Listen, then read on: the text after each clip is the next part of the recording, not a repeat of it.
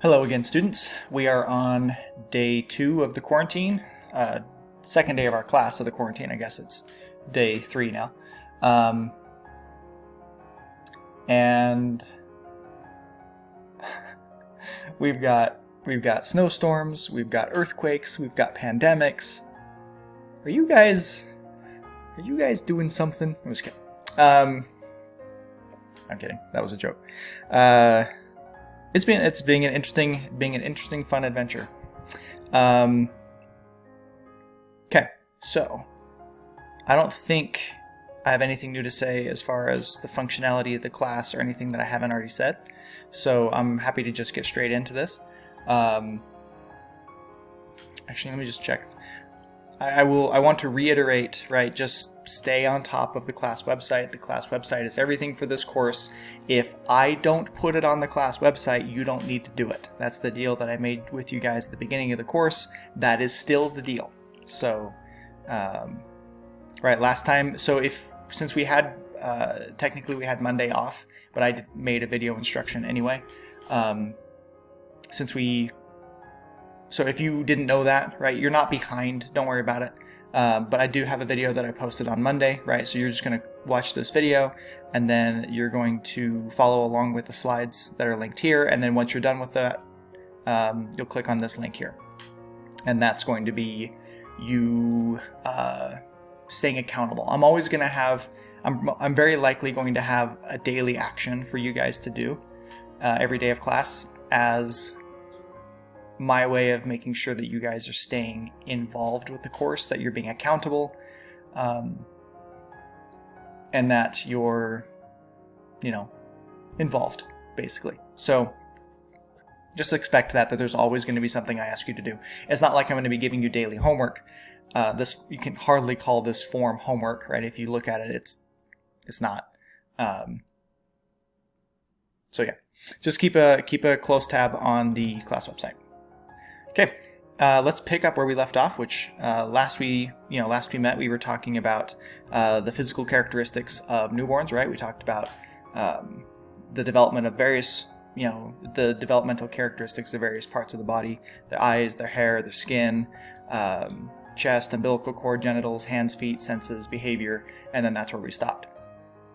So again, if you weren't here, you're just going to want to go back. If you haven't watched that video, right, you just go back, watch that video. I teach all that through. And then again, of course, if you have any questions, here's probably what I'd recommend that you do.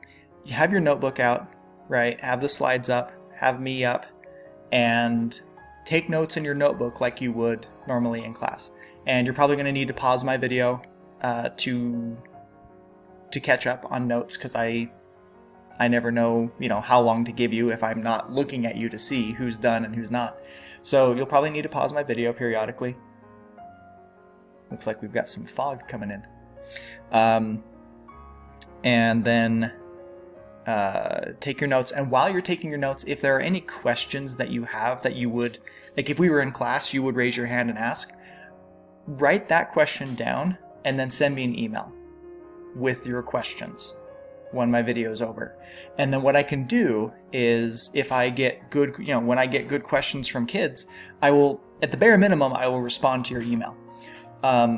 If I decide that it's a question that we can all learn from, I may very well create another really short video like this, answering your questions and questions that I've received from everybody else, so that we can all learn and benefit together. So please feel free to send me any emails or questions that you have about any of the stuff that we're talking about. I want to create as similar of a learning environment as possible, while still being understanding of your guys' various technological situations, and the fact that it's going to be difficult for us to get all together in like an online video stream, which I know some other teachers are trying to do that. I don't want to try to do the online video live stream kind of thing where we're all watching and engaging at the same time. I don't want to try to do that because I don't want to step on other teachers' toes. I don't want to step on your toes, as far as like some of you may be babysitters for your younger siblings now, so forth and so on. So we're going to keep it as a recorded video thing that you watch when you have time. All right, So let me pop that up. So we left off talking about that. You need to understand what the APGAR test is. So after a child is born, and you guys saw the video, right? As soon as the child is born, they clear the airway, they clean the child up, they cut the umbilical cord, and then they're going to administer the APGAR test. And it's going to happen pretty quickly. But the APGAR test, it tests 5 different things. So it's a test that's performed at 1 and 5 minutes. I want my little pointer. There we go. Whee! At 1 and 5 minutes after delivery, right? So as soon as it comes out, and then a couple minutes later. And they test the newborn's ability to adapt and thrive and live outside the uterus. The medical team is observing the neonate's heart rate, breathing, muscle tone, response to stimulation, and skin color. And so each of those 5 areas, they're going to give it a score out of 2, 0, 1, or 2. So if they get a 2 in all 5 areas, then, right, 10 is the maximum score. 10 is, oh yeah, this child's absolutely healthy, this child's going to be just fine. Normal range is 6 through 10, right? Anything lower than a 6, the medical team might be putting on some kind of medical watch or that kind of thing. So yeah, they're just gonna test those 5 areas just to make sure that the child is healthy. And as long as we're in the top half of the spectrum between 6 and 10, we're probably just fine. Sorry about that. That was me shrinking my table. This is just a reminder again about the fontanelles. I have a little diagram here. Since I'm not up there on the board to draw my terrible brain. So again, fontanelles are the gaps in the child's skull that allow for not only more easy delivery for the mother, right, as the head is able to compress a little bit, but also it allows for rapid brain growth. As the child grows so quickly after being born, well, I mean, not just after being born, the child is, remember how quickly things progressed from 0 to 9 months and how much that child has grown.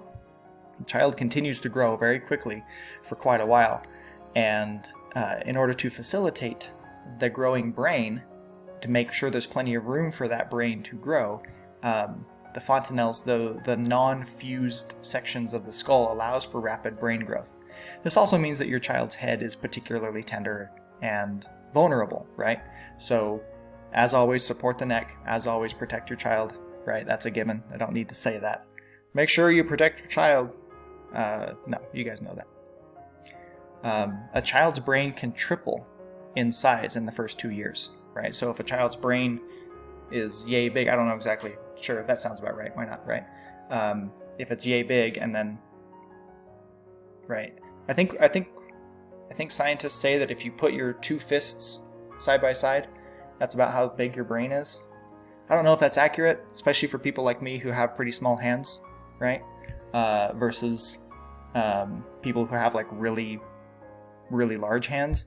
So obviously it's not a perfect measurement, but that's what I remember. I remember being told that when I was little. I haven't verified that. This might be totally wrong, but I remember being told when I was little that this is the size of your brain, and then this is the size of your heart. Your heart is 1 fist, and your brain is 2 fists. So there you go. If you're like me and you have small hands, then that means you have a small heart. And actually, that kind of tracks for me. Anyway. Quiet from the peanut gallery. Let's talk about feeding our kids. So the obvious way in which we feed a newborn is breastfeeding. So after birth, babies usually experience some slight weight loss. That makes sense, right? If we were there in class, I would ask you, why does it make sense for children to experience weight loss after birth? Think about it. Think about it. It makes sense because, before, the child was literally plugged into its food source, right? There was just a constant trickle of food and nutrients, and the child always had whatever it needed at any time. Now, all of a sudden, there's not a constant trickle of food source. Now the child's, been reduced to 8 meals or 12 meals a day kind of thing, that in set time periods. And so it's, yeah. Plus, not to mention the child just went through some significant trauma, and that might relate to that as well. Neonates are fed on demand. So pretty much when your child demands food, that's when you feed it. Kind of what we do in the grown-up idea of your 3 square meals a day with a couple snacks in between. That's not really how you do neonates. You feed neonates when they're hungry. When they are crying and they want food, then that's when you feed them. We're going to have a conversation now about kind of the difference between breastfeeding and bottle feeding. And when we say bottle feeding, I'm talking about formula feeding. You can bottle feed your child breast milk, right? There are breast pumps out there, apparatuses that extract the milk from mother, right? When the child's not using it, of course, or maybe you have the child on one breast and then the breast pump on the other, or something. I don't know how exactly you'd want to do that. But the idea is that it does give mother an opportunity to store up some natural food, the breast pump, right? Should she ever want to be gone, right? So, I mean, if you are breastfeeding your child, but you are going to be gone and you're going to have a babysitter, well, there's an option there for you to to breast pump some milk beforehand so that the babysitter can feed the child even when mom's not there. So, but that's not what we're talking about. When I say bottle feeding right today, I'm talking about formula feeding. And if just in case any of you don't know what that is, I'm assuming all of you do, but there might be a couple of you who don't. There is a powder formula that you can go to and buy. Probably not so much right now. Formula is right in the same section as diapers and toilet paper and other kind of stuff, and you might have a hard time finding formula in the stores right now. But formula is a powder that you mix with water, and essentially the water, I'm getting ahead of myself. So the powder contains a lot of nutrients, and they're designed, the formula is designed to contain the appropriate amount of nutrients for a neonate to need. They are active ingredients. And when we say active ingredients, that is to say that they are kind of alive. Formula has a very short shelf life, meaning that it expires pretty quickly, especially once you get it mixed with water.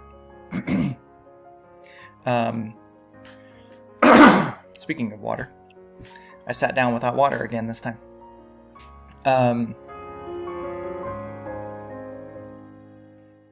Because those ingredients are active, meaning that there's like enzymes and elements in there that are alive, that, like the nutrients are living nutrients kind of thing that can die. It's the same reason that, I had a good example. It's the same reason that medications and pills expire and become less effective the longer that they exist. Aspirin, a bottle of aspirin that's 10 years old is going to be much less effective than a bottle of aspirin that is 10 months old. Why is that? Because of those active ingredients. Formula is the same way. So,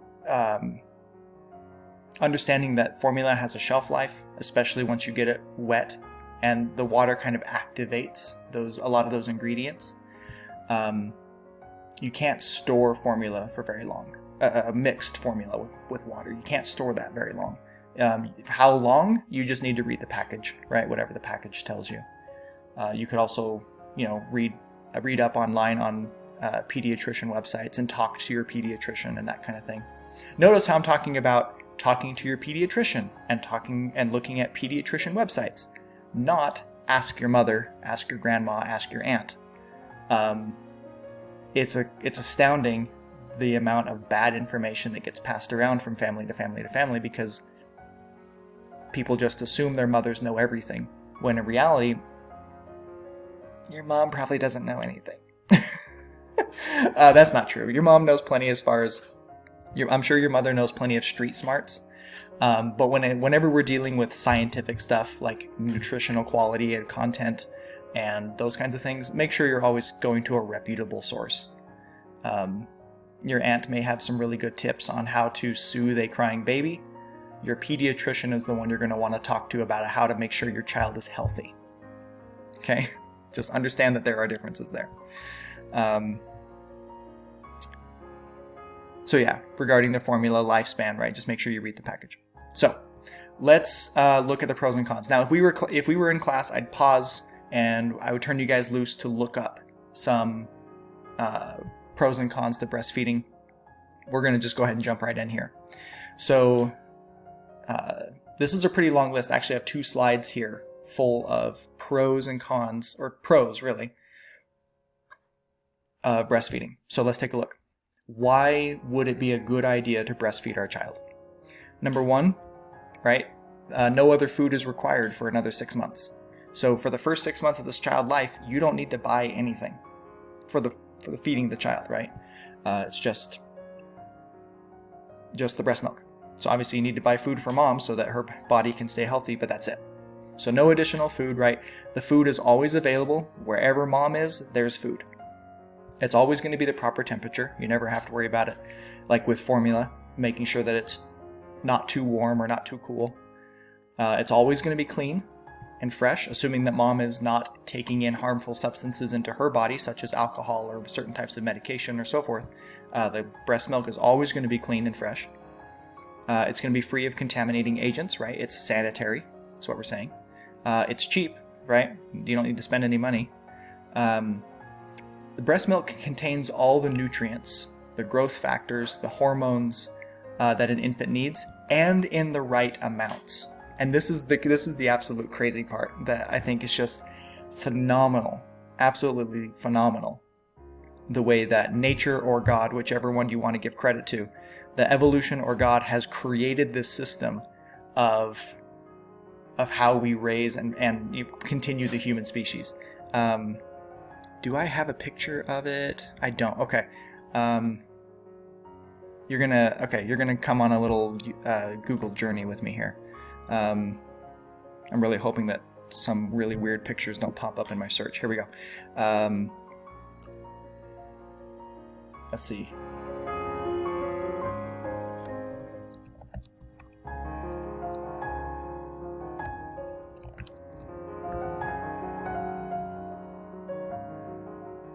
Let's try that.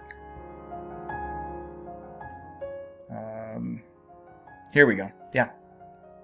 So take a look at this image. So if I understand this correctly, without spending the time to read this article, did you know that breast milk composition varies over time? This is milk from the same mother. This is breast milk from the same mother, but at different times of the child's life. So within a 6-month period, right? Does it give us... So here you can see, I'm just scrolling through this, but if you were to actually stop and look at this, right, you would see that we're talking about why breast milk is healthy, where it contains antibodies, right, the immune system, growth factors, enzymes. Again, those are those active ingredients. So in formula will have enzymes as well. That's why it has a shelf life. Amino acids, proteins, live cells, again, active ingredients. I've got this hair just right here in front of my face. Sorry about that. So anyway. So yeah, the milk of a breastfeeding mother is going to be higher in colostrum at the beginning of their breastfeeding period. And then, that's going to change, and it doesn't look like this particular image gets dates, but you can kind of see here where it's talking about, again, this is breast milk from the same mother, it's just at different periods of the child's development. How does that work? It's absolutely astounding, in my opinion.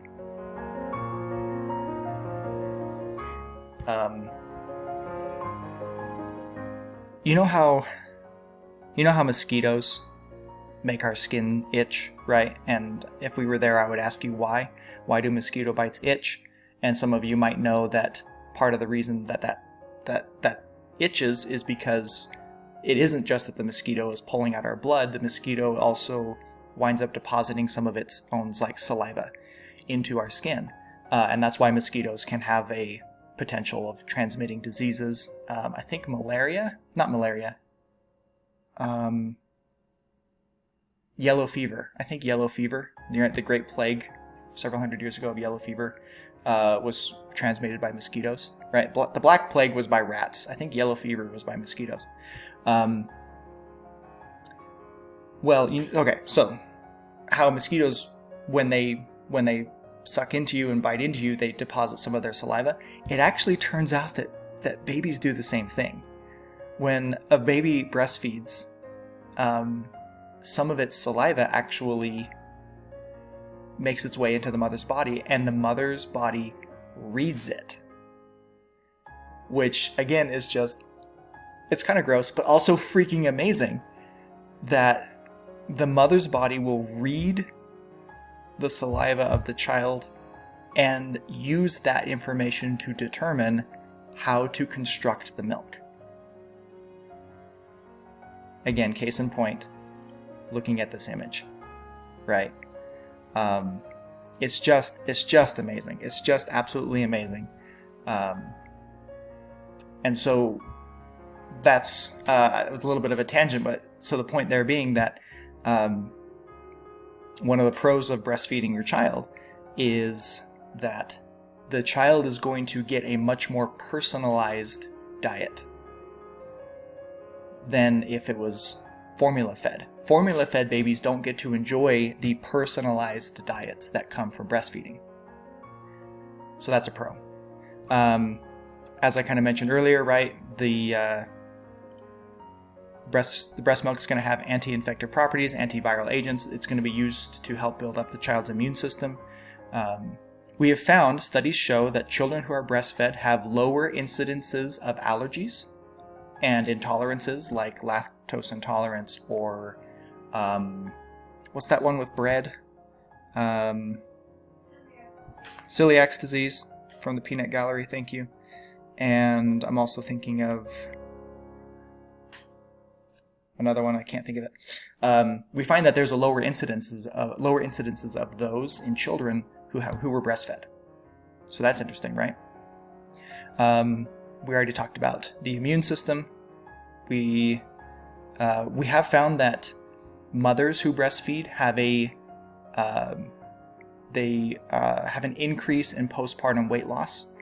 So remember that a mother generally picks up about 35 pounds if she's staying within the healthy range, right? She can go more than that, of course. But if she stays within that 35 pound range of healthy weight gain, mothers who breastfeed lose that weight faster and getting back down to their pre-maternal weight gain period. So breastfeeding can help with that. If you can't see that underneath my face, this says reduced risk of type 2 diabetes. We've seen that in both mothers and children when breastfeeding, both mothers and children have a reduced risk of type 2 diabetes. So that's fun. I think, again, here in mothers and babies, there's a reduced risk of cardiovascular issues. Cardiovascular refers to heart disease or heart issues. Cardio means heart. Vascular means veins, right? So we're talking about your circulatory system. So breastfeeding reduces risk of cardiovascular issues. It reduces risk of breast cancer in mothers. Mothers who breastfeed have a reduced risk of breast cancer. Mothers who breastfeed have a reduced risk of ovarian cancer. We already kind of mentioned this, right? The milk's going to be very high in certain types of proteins and vitamins and minerals that children need. The breast milk is going to be low in the unhealthy fats and carbohydrates, but high in proteins and healthy fats. And in case you didn't know that, there is such a thing as healthy fat, right? Our media, especially our societal demands, especially on you girls, right? That fat is bad. No, it's not. Without fat, you die, right?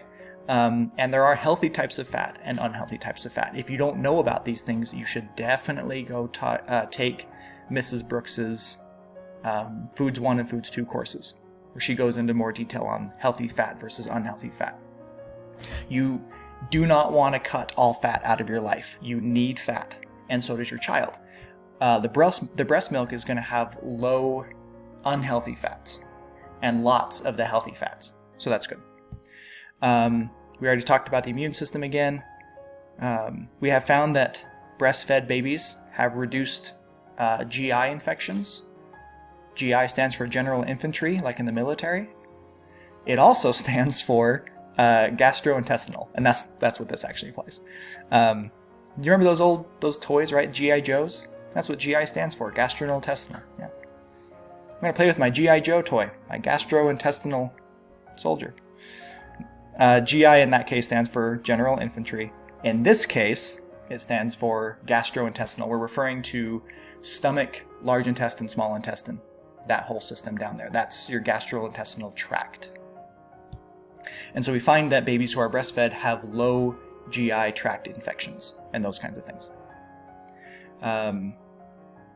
Breast milk, we find that breast milk is much more easily digested and absorbed by the child.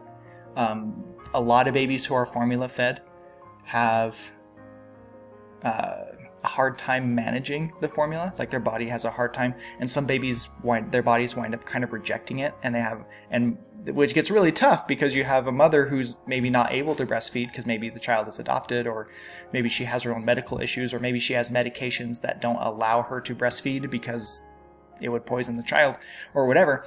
And it gets really tough when, the child's body rejects the formula, or, even worse, develops an allergy to it. But so how do we feed our child? And I think things get tricky. And of course, in that question, or in that situation, you might ask, well, what would I do if that were happen to me and my kid? The answer is talk to your pediatrician, because I certainly, can't advise what exactly you would do in that situation. It would depend on what exactly is happening to your baby and why exactly you can't breastfeed, and so forth and so on. So, again, breastfeeding, there's virtually no prep time. If you're going to do formula feeding, right, you have to take the powder, mix it with the water, heat it up to a certain temperature before the child is ready to eat. And especially if babies are fed on demand, where when the baby's hungry, that's when it eats.